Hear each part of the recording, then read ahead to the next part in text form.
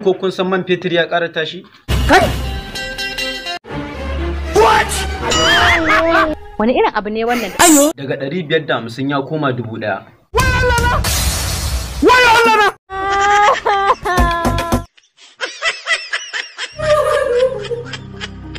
Tab! Sarki, wai da gaske ne? Amma fa ni gaskiya ina ganin kaman ƙarya ne. Duk wannan ba ƙarya bane.